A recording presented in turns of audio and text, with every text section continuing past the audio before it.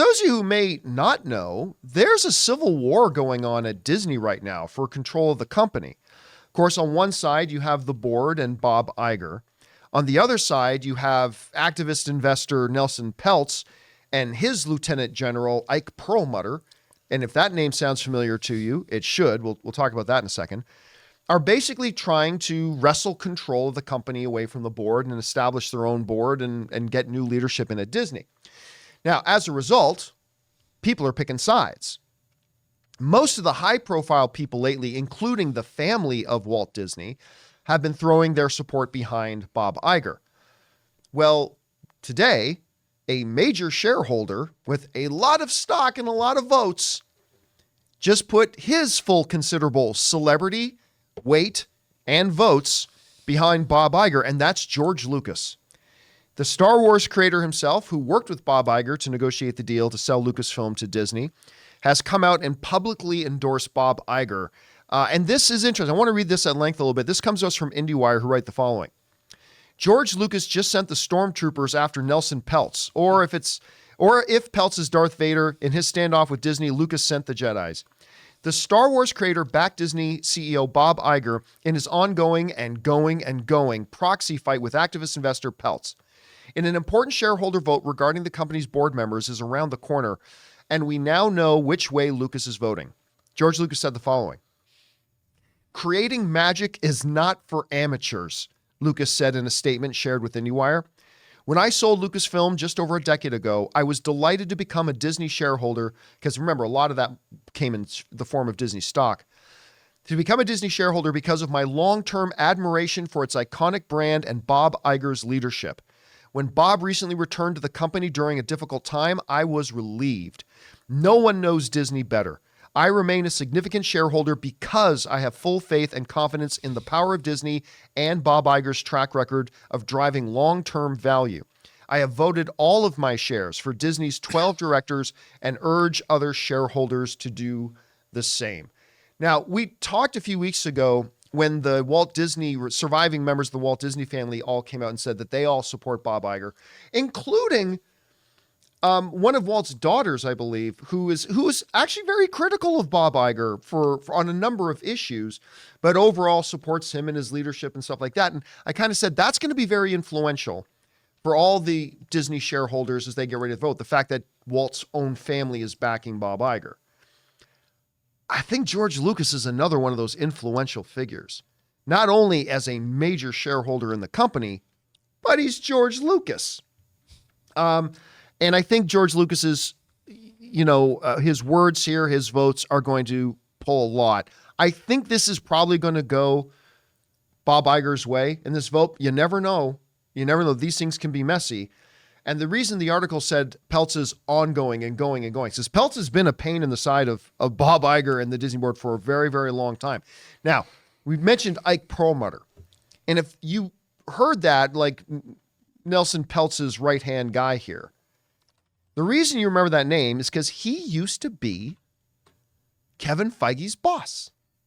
He used to be the head of all the Disney stuff. And for many years, while the MCU was going on, Ike Pearlmutter was Kevin Feige's boss and the biggest pain in the ass to Kevin Feige. As a matter of fact, Kevin Feige was ready to leave the company. He was so fed up trying to work with Ike Pearlmutter and everything that he had done that Bob Iger stepped in and said, okay, here's what we're doing. New leadership structure. Kevin Feige, you no longer report to Ike Pearlmutter. You report directly to the head of all Disney Pictures, Alan Horn. And Alan Horn reports to me. That's it. Took Ike Pearlmutter out of the thing. Did not sit well with old Ike. Did not sit well with Ike Pearlmutter when that happened. But that's what they did there. And those sides are now going to war. Anyway, Rob, you've been following. I know this type of stuff is always interesting to you. You've been following what's going on at the Disney level. How surprised, not surprised, and how significant is it that George Lucas at this point comes out and is making statements like this? And how do you think this is ultimately going to go? Well, people forget that George Lucas and Lucasfilm had a much longer relationship other than when Bob Iger bought Lucasfilm. Oh, yeah, even well before we're going back to the early 80s with Star Tours, the Indiana Jones ride, Captain EO. So even the formation of Pixar. The formation of Pixar, all that stuff. So Lucas's ties with Disney go back decades.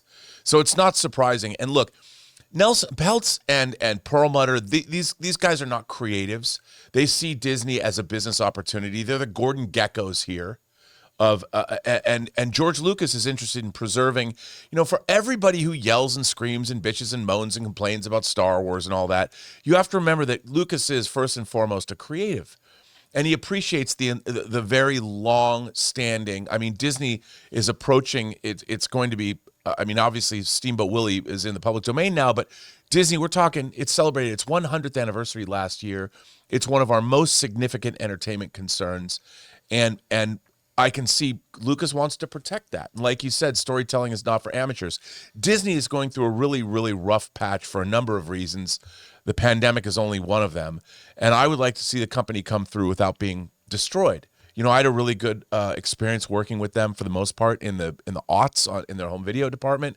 And I've always loved Disney. I think that they've got a lot to answer for lately. But I don't want to see some proxy fight turn into people like Nelson Peltz and Ike Pearlmutter getting control.